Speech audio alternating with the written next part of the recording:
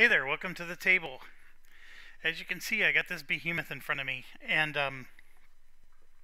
I will give my early warnings right now, especially for people who aren't familiar with this channel. I spoil the snot out of games, so if you're looking for spoilers to stay hidden, go somewhere else. I truly do not welcome you here. We will be spoiling this game. And people try so hard not to spoil this game. And I sort of understand why, but if you're here and you're watching this video, it's because you want to be spoiled. That's it. That's your disclaimer. And I don't want to hear any ifs, ands, or buts. We are going to, when we unlock things, we're going to spoil it. Now, this is a playthrough, so it might be quite a while before I spoil something. Because we're not unlocking secrets in the first mission here, but yeah, we're gonna play Frosthaven, and I've started several campaign games now and have not finished them, and this is yet another one. But I will tell you, I loved Gloomhaven, so I'm hoping that love will get me through this. But this is a very monotonous game. Even Gloomhaven was monotonous. It's real easy to fail. Alright, let's continue with the disclaimers. The second disclaimer, I don't know if I have a second disclaimer. I just wanted to make sure everybody knows that I'm spoiling this game.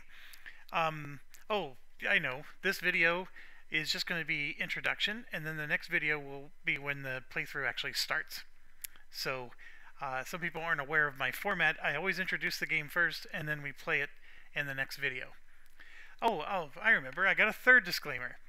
I have holidays coming up, and I have a huge board gaming party that I host, and I may not be getting this to the table as often as I would like, but it is on the table right now. So until those parties start, which won't start until Christmas Day, we're going to rock and roll and see how much of this we can do. I'm very familiar with Gloomhaven. I also played Stars of Ikarios, which has screwed up my Gloomhaven rule understanding because, they change things. And then, of course, they changed it again with this. There are some changes. I still think that the advantage-disadvantage rule is the silliest rule I've ever heard in my life. I tend to house rule those, and I'll explain why. I just draw two sets of cards with the rolling numbers, whatever, and then whichever one's best happens, and whichever one's worst happens. And so, but we'll try to follow their rules. It's just it's so dang confusing for something that should be so simple. Beyond that, this game comes with a how to sort your pieces manual, and I just wanted to say for people that it's actually quite good. And let me show you some of the things that come with the game. So first off, they come with this little tray here. And you can see, all the damage tokens, and these are all the condition tokens. And then this, of course, is your stuff that goes on your the mana chart.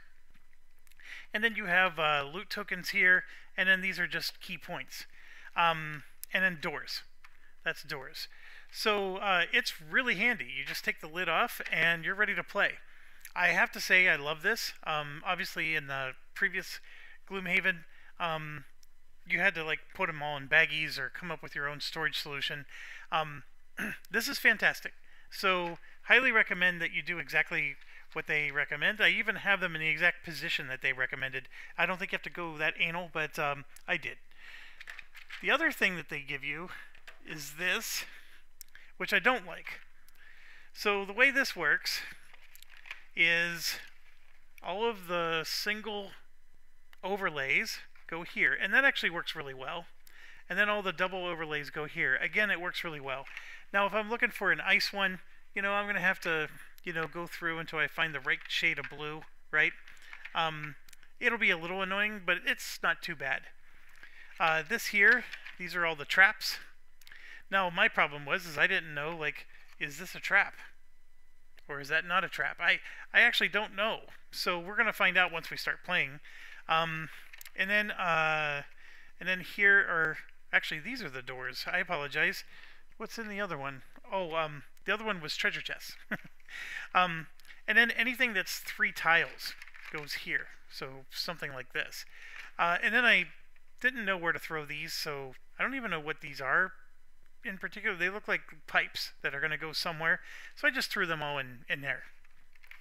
Okay, so you're going to notice that I have 2 whole sections missing. This is supposed to be any terrain tile that is 1 hex. And then this is any terrain tile that I think is like 2 or 3 hexes, like here.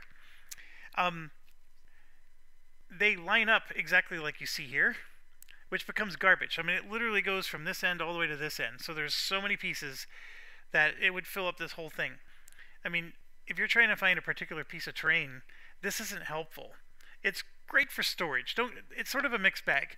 Like, it is a great storage option, because you know, you can line them all up in there, and they tuck away really nicely in a box, so you don't have to have another baggie, right?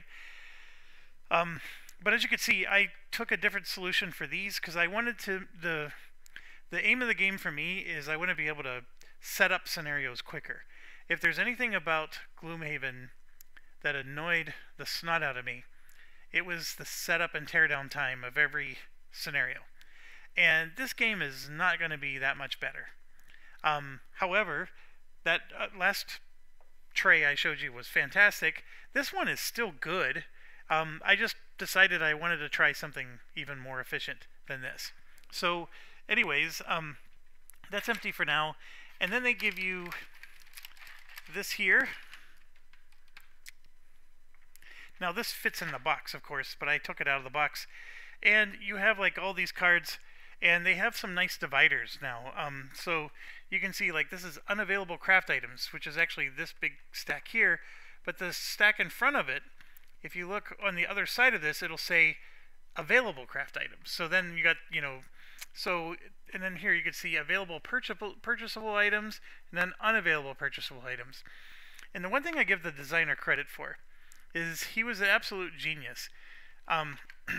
If you look at the other side of this, so I'm going to try to flip this around. So this side says available purchasable items, which is what this small little set is, right? This is the unavailable craftable items, this big set. If you turn this around, I'm going to put my finger in there as a placeholder. Look at this. Unavailable craftable items. So if you happen to be looking at this list from the other side, it still applies to the cards that that's associated with. It's such a simple thing. I mean, this was not rocket science. We landed on the moon with much higher intelligence than this, but this was fantastic. I really appreciated that he had dividers. Now the dividers are assuming that they're in this exact order, so you got to put them in the exact order. But it is fantastic. I have no gripe with it whatsoever. And then we got similar stuff going on here, where you got your different cards going this way. The one problem I see right away is you are supposed to put your player combat cards in, but since we shuffle these more than anything known to mankind, they need to be sleeved. And once you sleeve them, you got the classic age-old problem of they will fit, at least width-wise, but thickness-wise, they're going to be a problem. And the way I play, I never put my combat deck in here anyways. I always put them in a baggie with all the other player stuff. So, you know, if you're playing, I don't know what the characters are in this game, but, you know, in the old game, you know, if I'm playing as the Rat Thief, my combat deck would actually be in a baggie with the Rat Thief and all the components that goes with it. So it's not as big of a concern, but there are, for example, all the extra combat cards. These need to be sleeved too, which as you'll notice they're not. So that's one of my problems, is I got a lot more sleeving to do. But once I sleeve them, they're not going to fit in their designated spots. So, and then we have a bunch of event cards, and again they have indexes for them, and they're already well, they're not pre-shuffled, but I shuffled them before I put them in. So I could literally just reach in and grab that one, and then I'm drawing from the deck, so I don't even have to take it out of here. So it's just some little nice things. Okay, if you're not familiar with Gloomhaven, which I mention a lot, Frosthaven it's a dungeon romping game that's puzzly. Some people would say it's not a dungeon crawl. Others would. It's a debate. It has hit points. It has magic. It has actions. It's sort of its own little thing. But the big thing I think everybody would agree with is it's a legacy campaign game. And legacy just simply meaning that there are pieces of the game that are hidden. And they're locked, and you have to do something to unlock them. And that is the case over here. So we got another layer of stuff, and there's all these envelopes that are sealed. You're not supposed to look at any of them. You have these boxes that are sealed. You're not supposed to look at them. 6 of these are going to be unsealed. I didn't even check to see which 6 they are yet. But all these characters are locked, and so eventually you're going to be unlocking, certain characters. I am pretty sure this is one of the unlocked ones at the beginning of the game, because that's the guy that goes fast or slow.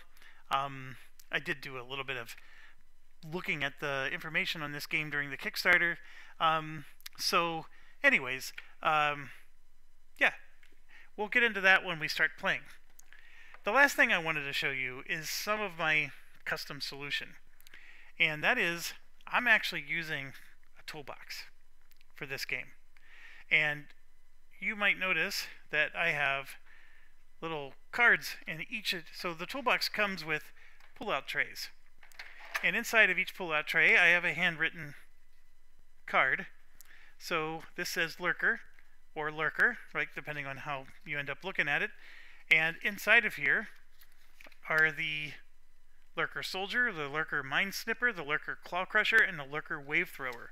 So all the Lurker types are in this container. And what we're talking about are the enemies. So if I pull this out and you look in there, here's the enemy cards for all the Lurkers. So you can see that's the Lurker Claw Crusher.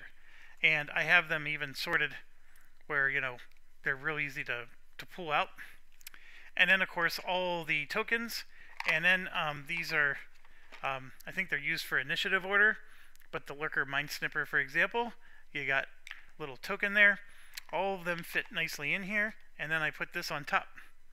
And it sticks out. So whenever I glance at the toolbox, I can find my stuff really easily. And then, so the way this toolbox is, because I know people are going to ask, it's a Keter brand, K-E-T-E-R, and it's called the Cantilever Organizer 22. Now there's another one that's smaller. This 22 is larger. It'll cost you $40. I haven't bought one recently. Like, I bought this a while ago, but it's not cheap. But neither is this game, and neither is this hobby. And if you're going to sleeve your cards, you're going to pay way more than that. But I'm just throwing it out there as an option. So the Cantilever, you can buy it from Amazon. You don't have to go anywhere special. It's from Keter. The Cantilever Organizer 22 is what it's called. And I think the 22 is because the dimensions are 22.5 inches. And what you get with the 22 is you're going to get an extra column, or I'm sorry, an extra row of these. So right now I have 3, 6, 9, 12. You'll get 8 of them with the smaller one, and I got 12 of them with the bigger one. And so you can see I got like everything in here. And then these are the single tiles that I pulled out. Now you might say, okay, well that's not any more organized than the other one, Jeff. Yeah, but it's so much easier to go through them and rummage your hand through them to find the one you're looking for.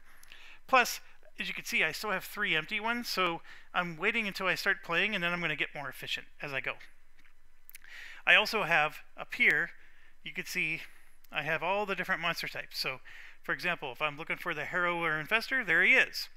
Anything with the word living. So then I just can look at my card, I flip it up, Living Spirit, Living Doom, and Living Bones. They're all in there. These are the oozes. Anything that says ice or frozen. So Ice Wraith or Frozen Corpse. Boom, we got it. Over here. Anything any type of priest. We have the Algox priest or the Vermling priest. We have guards. It's just Algox, just the Algox guard, and so forth. Drakes. We have Drake here, and some of them you can see I wrote upside down. I shouldn't have done that, but it's a spitting drake and a flying drake. So they're real easy. And then anytime, like for example, if you have oozes in your mission, they just pull right out, and then everything you need to set up your monster is right in there. All the tokens. And then I have the City Guard as a special one, because the City Guard, as I understand, mostly fights for us. I have to learn a little bit more about that, but it's a really cool mechanic that you can do things to upgrade the City Guard, and they're like neutral characters. And I believe the very first mission we play, we lose it if the City Guards all die. But they're fighting for us. They're allies. And we can like build things that give them more hit points, give them more armor. At least that's my understanding. And I think that's a really cool feature that this game has, that of course makes it feel a little bit different than regular Gloomhaven. Because if this was just another 100 scenarios like Gloomhaven, I'm not sure how excited I would be. Now, I've done a lot of introduction videos where I spend hours, like an hour and a half, maybe even an hour, going over the introduction. I really don't have anything more to say. There's a lot of components to this game. Follow the sheet that says welcome to Frosthaven. It'll tell you what to do with them. I don't have anything extra to add. I just basically said that I didn't like this particular tray. All these things are set aside just like they told me to. They do show how there's all these different monsters and stuff on the punch boards. There's not much. They do a really wonderful job of showing you what all the cards are, because I didn't know. The only thing that they did wonky was the buildings. They said grab the first 4 buildings, but the buildings aren't numbered. At least not 1, 2, 3, 4. And so I didn't know what the first 4 buildings meant. And they're double-sided cards. So is it this side or is it the other side? Like, which side of the deck do I start? And so that would be another thing I would recommend, is like a lot of times it'll say shuffle the first 20 cards of each event deck. So when you're unwrapping your decks of cards, be careful to preserve the order that they arrive. Now, the good news is these are numbered. So even if you dropped them all on the floor, you could still figure out which ones are the first 20. The building cards I couldn't, but I think I got them right. I had to go on Google to find them. But they do a great job of telling you what each thing is, and they even show you like how to arrange your item deck with those dividers that I was telling you about. So just do what it says. This will take you an hour and a half to 2 hours to do, especially if you're new to the game and don't know what all the pieces are.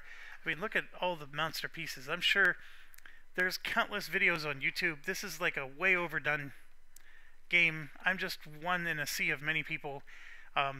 But the difference between me and them is I'm going to spoil the snot out of this. So I'm not going to just play the first scenario and dance around and not show this. We're going to show it all. This is going to be like finding grandma in the bathtub. So we're good. There. Now with that image, I'm actually wrapping up the video. I have nothing else to say. Let's start playing. So I gotta freshen up on the rules. I gotta set up the first scenario, and that's gonna take me a while. But yeah, we're gonna start playing. So thanks for watching. As always, stay awesome.